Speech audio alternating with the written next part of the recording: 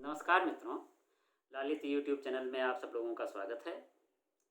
आज हम लोग चर्चा करेंगे कृष्णाश्रयी शाखा की प्रवृत्तियों के विषय में।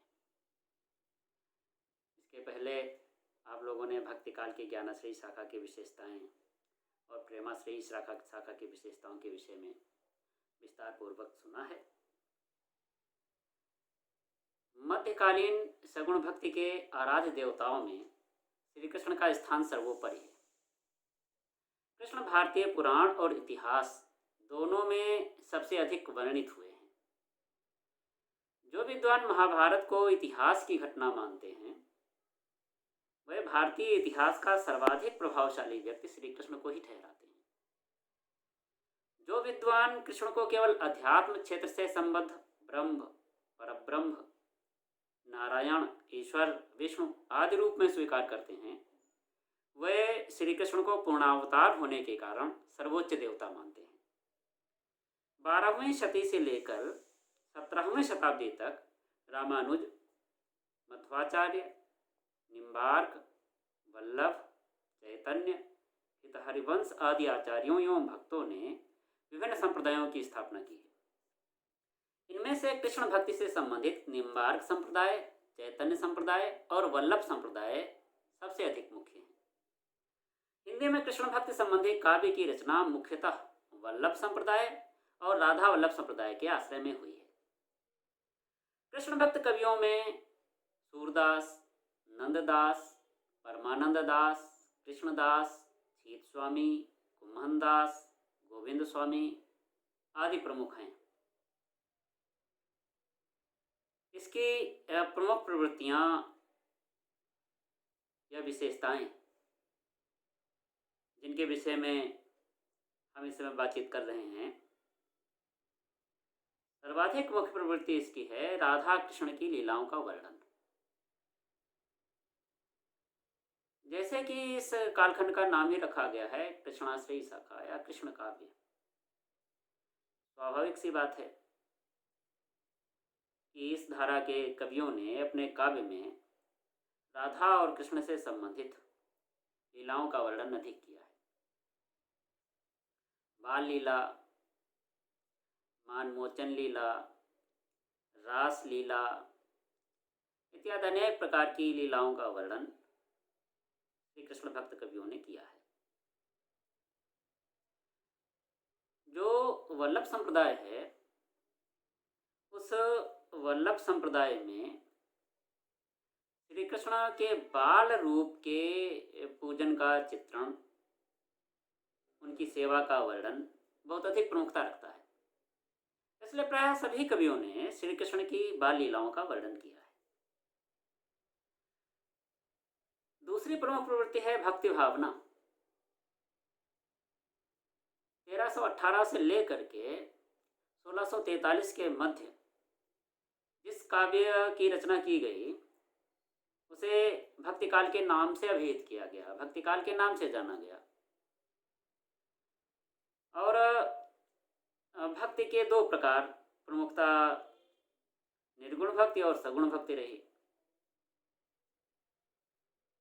इन कवियों ने श्री कृष्ण को आराध्य माना है, इसलिए श्री कृष्ण की वंदना, श्री कृष्ण का चित्रण, श्री कृष्ण का वर्णन परब्रह्म परमेश्वर के रूप में किया है।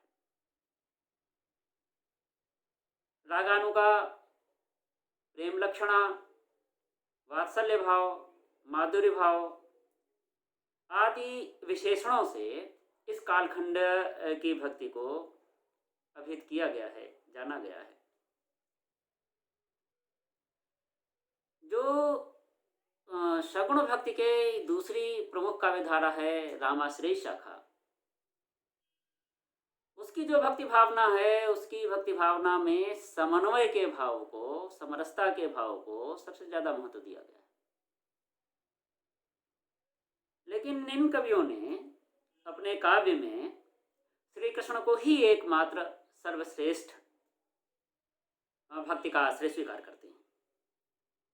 सूरदास लिखते हैं, मेरो मन अनंत कहाँ सुख पावे, जैसे उड़ी जहाज को पक्षी फिर जहाज पर आवे, कमल नयन को छाण महातम और देव को ध्यावय। परम गंग को छाण पियासो दुर्मति कूप खनावय। सूरदास प्रभ काम धेनु तजी छेरी कौन दुहावय। कुम्भन दास आदि कवियों ने भी अपने काव्य में श्री कृष्ण को परम स्थान दिया है। एक बार अकबर ने कुम्भन दास को अपने दरबार में उनके संगीत इत्यादि को, पद इत्यादि को सुनने के लिए आमंत्रित किया, बुलाया, क्योंकि वह उस समय के सम्राट थे, बादशाह थे, इसलिए कुम्भन दास को जाना पड़ा। जब उनसे कुछ गाने के लिए कहा गया तो उन्होंने एक बहुत मार्मिक पद गाया। संतन को कहा सीकरी सुकाम, आवत जात पहनिया टूटे, बिछुड़ गयो हरिनाम। जाके दुख उपजे, जाके मुख देखत दुख उपजे, ताके परिभव करी सलाम। जो इस तरह से भरी सभा में सम्राट को कह सकता है कि हमारे लिए तो केवल और केवल हमारे आराध्य प्रमुख हैं, निश्चित रूप से इस तरह जो इस कालखंड के कवि हैं, इन्होंने अपने काव्य में सर्वाधिक महत्व अपने आराध्य श्री कृष्ण को दिया है। श्री कृष्ण के आराधना से ही इस कालखंड की भक्ति आपूरित है। जो प्रमुख अगली प्रवृत्ति है, अगली विशेषता है, वह है वात्सल्य रस का चित्रण। अभी जैसे हमने कहा कि जो पुष्टि मार्ग की साधना है, उस पुष्टि मार्ग के प्रारंभ में बाल कृष्ण की उपासना का प्रचार था। इसलिए इन कवियों ने अपने काव्य में श्री कृष्ण के बाल रूप को सर्वाधिक स्थान दिया है, सर्वाधिक महत्व भी दिया है। वात्सल्य रस के चित्रण में सूरदास सभी कवियों से आगे रहे हैं। स्पर्धा का भाव, हठ का भाव, ममता का भाव, खेलकूद आदि के जितने भी भाव हो सकते हैं, उन सबका मनोहारी चित्रण इस कालखंड की रचनाओं में प्राप्त होता है। श्री कृष्ण के बाल रूप का मनोहारी वर्णन करते हुए सूरदास उन्हें संपूर्ण सौंदर्य की सीमा तक बताते हैं। वे लिखते हैं, हरि जो की बाल छवि कहों बरन, सकल सुख की सीयूं कोटि मनोज शोभा हरन। घुटनों के बल श्री कृष्ण चलते हैं। उस समय का चित्र कितना सुंदर बन पड़ा है सूरदास से। किलकत कान घुटुरुवन आवत, मन में कनक नंद के आंगन, निज प्रतिबिंब पकड़ी वै धावत। या बालहट देखिए, चंद्रमा को देखकर उसको हट कर देते हैं श्री कृष्ण अपनी माँ से कि मुझे यही खिलौना चाहिए। मैया मैं तो चंद खिलौना ली हूँ, जई हो लोट धरन पर अभी तेरी गोद नाई हो। सुरभि को पै पान न करी हो, बेनी सिर न गुहई हो, हुई हो पूत नंद बाबा को तेरो सुत न कही हो। स्पर्धा का भाव, मैया कबह बढ़ेगी चोटी, कितनी बार मह दूध पियत भई, यह अजहू है छोटी।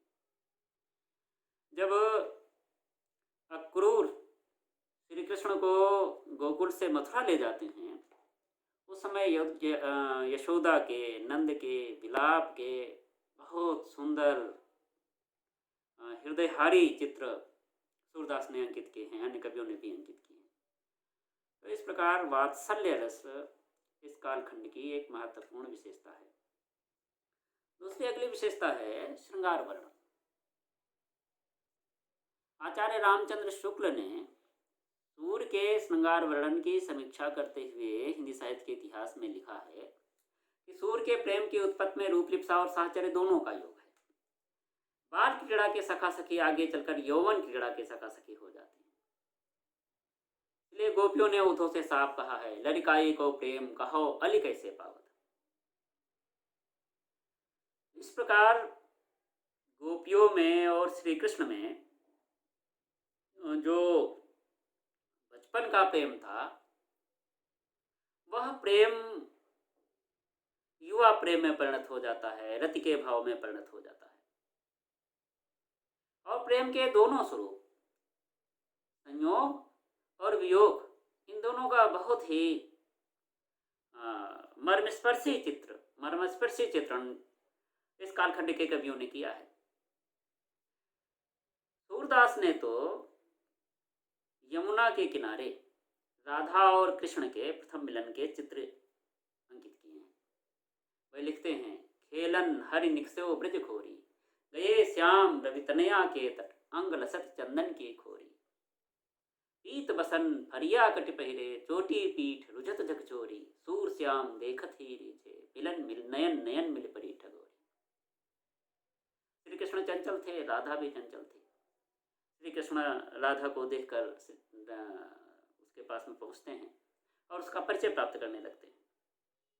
बूझत श्याम कौन तू गोरी, कहाँ रहत काकी तू बेटी, देखी नहीं कबहू ब्रज खोरी, सुनत रहत श्रवणन नंद ढूठा, करत रहत माखन दत चोरी। श्री कृष्ण कहते हैं, तुम्हरो कहा चोरी हम लई हैं, खेलन चलो संग मिले जोरी, सूर श्याम प्रभु रसिक शिरोमन, बातन घुरई राधिका घोरी। इस तरह से दोनों का मिलन प्रेम भाव में परिणत हो जाता है। प्रेम में जो हंसी ठिठोली होती है उसका भी चित्रण इन कवियों ने बहुत अधिक किया है। सूरदास लिखते हैं, धेनु दुहत अति ही रति बाढ़ी, एक धार दोहने पहुंचावत, एक धार जहां प्यारी ठाड़ी। राधा इस पर क्रोधित होती है और वो कहती है, तुम पे कौन दुहावे गैया, इत चितवत उद्धार चलावत, यही सिखायो मैया। आगे चल करके होली के प्रसंग में बहुत सुंदर सुंदर पदों का चित्रण इन कवियों ने किया है। गोपियां श्री कृष्ण के साथ होली खेलना चाहती हैं। राधा कहती है, श्याम तेरी मुरली नेक बजाऊं, जोई भाव भरे बंसी में सोई सब गाऊं, हमरे भूषण तुम सब पहिरो, हूँ तुम्हारे सब पाऊं, हमारी बिंदिया तुम जो लगाऊं, हूँ तो मुकुट लगाऊं, सूर श्याम तुम बनो राधिका, हूँ नंदलाल कहाऊं। आगे चलकर जब श्री कृष्ण मथुरा पहुँचते हैं उस समय वियोग की गंगा सी प्रवाहित हो जाती है। इतने सारे पद, इतने मनोहर पद, इतने मर्मांतक पदों का वर्णन इस कालखंड के कवियों ने किया है जितना नेत्र दुर्लभ है। राधा कहती है, निशिदिन बरसत नयन हमारे, हर समय उसके नेत्रों से अश्रु प्रवाहित होते रहते हैं। भ्रमर गीत की परंपरा इस कालखंड की बड़ी विशेषता है। भ्रमर गीत का नाम कैसे पड़ा, इसके पीछे भी श्रीमद् भागवत में एक कथा है कि उद्धव श्री कृष्ण का संदेश देने के लिए गोपियों के मध्य ब्रज पहुंचते हैं। उस समय एक भ्रमर आता है, भंवरा आता है, जो गोपियों के पांवों के पास, मुख के पास मंडराने लगता है। गोपियों को भंवरे का वह मंडराना अच्छा नहीं लगता है, वह गुंजार अच्छा नहीं लगता है, और वे उसको फटकारने लगती हैं, डांटने लगती हैं। भंवरा काला होता है और उसके ऊपर पीली पीली धारियां होती हैं। श्री कृष्ण भी सांवले हैं और श्री कृष्ण जैसे स्वरूप वाले उद्धव भी सांवले हैं। श्री कृष्ण पीतांबर पहनते थे और उद्धव भी पीतांबर धारण किए हुए थे। तो स्वरूप में, बाह्य स्वरूप में एक तरह से भ्रमर जैसे थे। गोपियां उद्धव को डांटना चाहती थी, फटकारना चाहती थी, लेकिन चूंकि वे अतिथि थे इसलिए प्रकट रूप से फटकार नहीं सकती थी।